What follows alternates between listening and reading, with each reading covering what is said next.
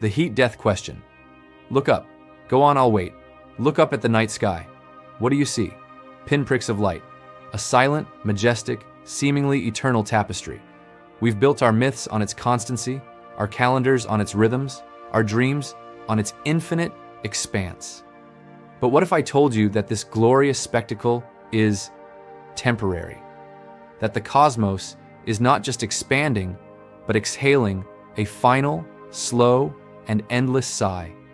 That we are living in what might be the brilliant, but brief, springtime of a universe destined for a silence so profound it defies human imagination?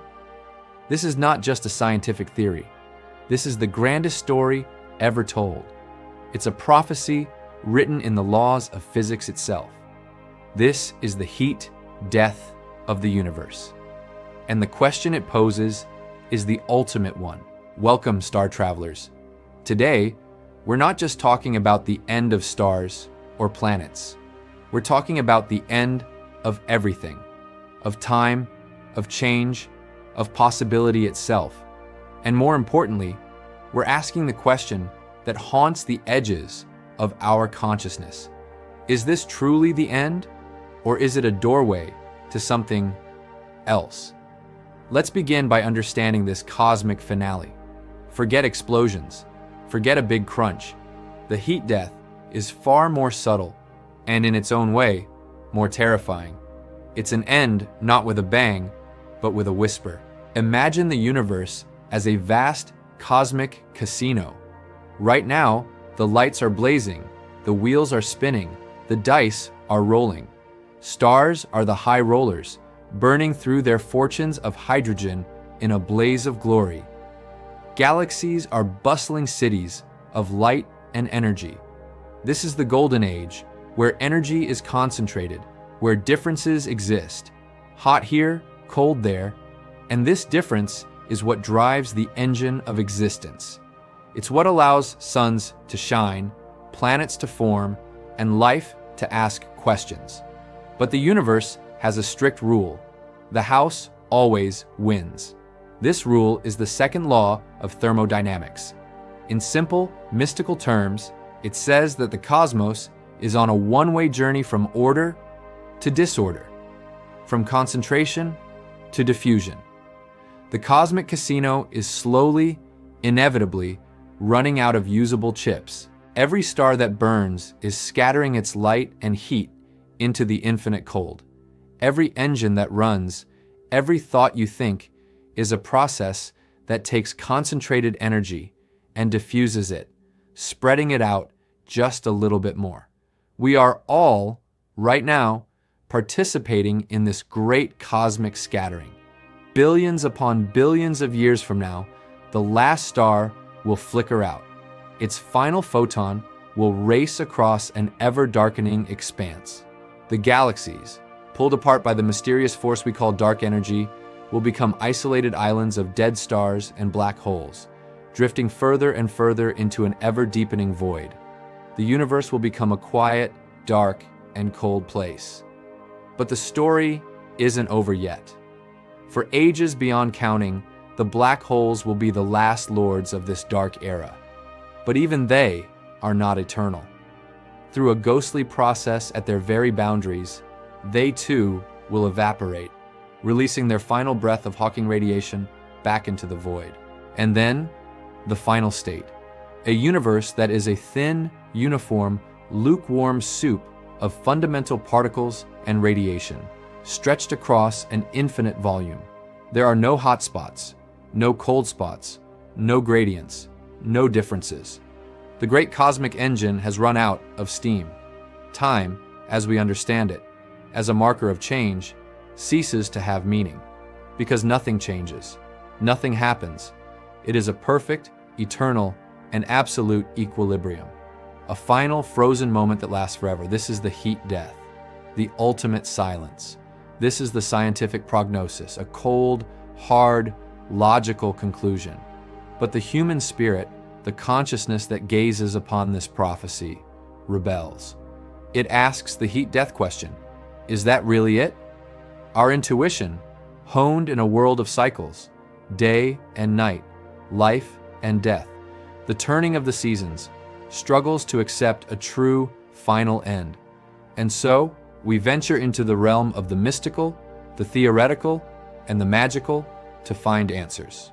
The first, and perhaps most magical answer, comes from the world of quantum physics. In the emptiness of what we call a vacuum, there is not true nothingness. There is a seething, bubbling potential. Virtual particles pop in and out of existence in a quantum frenzy. Now imagine our universe in its final state, in that perfect equilibrium of heat death. It will exist for an infinite amount of time. And infinity is a long, long time. In an infinite timescale, even the most improbable event is not just possible, it is inevitable. Some theories suggest that from this quantum foam, from a random fluctuation in the dead cosmos, a new Big Bang could spontaneously birth a new universe, a phoenix rising from the cold ashes of the old. This isn't a one-time event. It could be part of an eternal cycle, a cosmic heartbeat. A universe dies in heat death, and after an eternity of silence, a new one is born from the void. Our universe, then, might just be one breath in an endless, breathing multiverse. This idea offers a beautiful, cyclical spirituality. Death is not the end, but a long sleep before a new dawn. This leads us to the second, even more mind-bending answer: the holographic universe and the nature of consciousness. What if the universe isn't the fundamental reality? What if it's a projection, a computation, a cosmic simulation, or a hologram projected from the boundaries of reality? If that is true, then the heat death is simply the program running its course. It's the final state of the simulation. But what happens when a simulation ends? The user can reset it, or load a new one. The consciousness that is running the simulation, whether it's a hyper-advanced civilization we can't comprehend, or a form of cosmic mind, might simply decide to start again. In this view, the laws of physics are just the software code, and the heat death is the blue screen of death that prompts a reboot. This connects to a profound, mystical idea, that consciousness is not a product of the universe, but the other way around. That the universe exists because it is being observed. In the final moments of the heat death, as the last conscious entity fades, does the universe itself cease to exist as a reality? Or does a lone, surviving consciousness, through sheer will, keep the flame of reality flickering, waiting to rekindle it? These are not just science fiction tropes. They are serious considerations at the farthest frontiers of theoretical physics and philosophy. And then there is the most hopeful, the most human answer of all: the transcendent civilization. Let's not forget the variable of intelligence itself. We are today a fledgling civilization, barely able to manage our own planet. But imagine a culture that has evolved for millions, or even billions of years. A civilization that has become a Type 3 or even Type 4 civilization, harnessing the energy of entire galaxies. For such a godlike intelligence, the heat death would not be a sudden surprise, but a slow-moving challenge to be solved over cosmic eons. This is where science bleeds into pure magic. Could such a civilization learn to reverse entropy itself? To gently gather the diffused energy and reconcentrate it, like a cosmic gardener tending a dying garden? Could they create pockets of reality, sheltered from the spreading cold, eternal, shimmering O'Neill cylinders of thought and existence floating in the void, powered by energies we can't conceive? Perhaps they would learn to leave this universe altogether, discovering gateways to other, younger universes in the multiverse, starting anew as cosmic seeds. Or, in the most poetic scenario, perhaps they would choose to upload their consciousness into the very fabric of space-time, becoming patterns of information that dance in the background radiation, living a ghostly, eternal existence as the gods of a dead cosmos, telling stories to each other in the dark until the end of time. So, where does this leave us? The heat death presents us with two profound truths. The first is a scientific certainty. Based on everything we know, the universe is on a one-way trip towards cold, dark equilibrium. The second truth is a philosophical liberation. We don't, and perhaps cannot, know the final answer. The ultimate fate of all things is shrouded in a mystery that touches upon the nature of reality, consciousness, and existence itself. The heat death is not a dead end. It is the ultimate question mark. It forces us to look beyond the mundane and to dream with the entirety of our being. The fact that we, tiny beings on a pale blue dot, can contemplate the end of time itself is perhaps the most magical thing of all. We are the universe becoming self-aware. We are the cosmos looking into a mirror and asking about its own mortality. In asking the heat-death question, we are, in a very real sense, the universe's way of seeking its own soul. So, the next time you look up at the night sky, don't just see a static painting. See a story with a middle that we are living in, but with a beginning that was infinitely dense and an ending that is infinitely cold.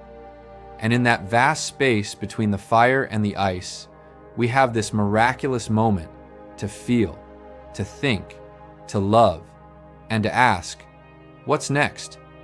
This is a conversation I believe we all need to be having. What do you think lies beyond the silence? Is it a cycle, a transcendence, or a final, peaceful end? Let me know your thoughts, your wildest theories, your cosmic dreams in the comments below.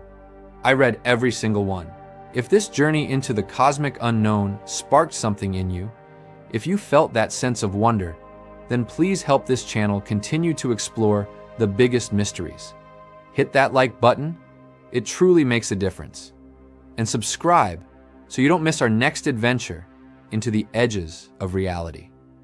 And for those of you who want to dive even deeper, to explore the idea that our universe is but one page in a vast cosmic library, I've written a book that expands on these very ideas. It's called Holographic Multiverse, and in it, we explore the theories that our reality might be a projection, a simulation, or one of countless intersecting dimensions. It's a guidebook to the possibilities that lie beyond the veil of our everyday perception. If you're intrigued, the link to check it out is in the description below. Thank you for watching, for wondering, and for being a part of this brief, beautiful flash of light in the cosmic dark. Until next time, keep looking up.